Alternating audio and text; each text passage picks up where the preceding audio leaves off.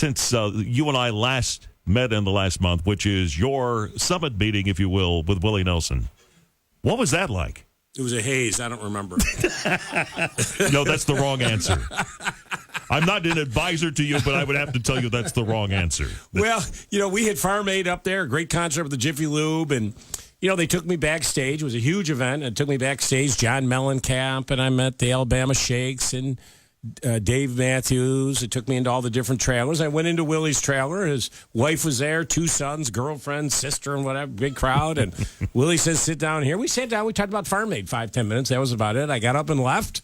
The next day, my press secretary, Brian Coy, called, said there's a picture on the internet of you with Willie. I said, great, I love Willie Nelson. He's 86 years old. He's great. What's the issue? He said, well, there was something on the table. I said, what was on the table?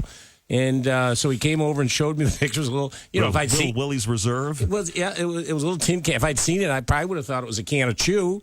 And so then he explained to me this black thing over here is a thing called a grinder. I thought it was a pencil sharpener.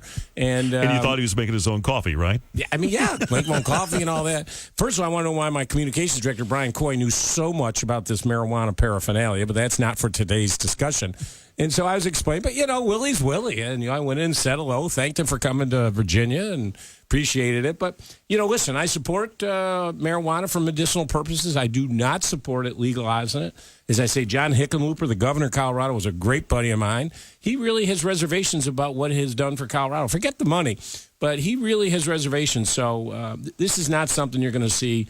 And I just can't imagine the General Assembly is going to put this at the top of their list. So Willie, unfortunately, if he and his wife wanted to get a little press, they ran into a guy who doesn't support legalizing it.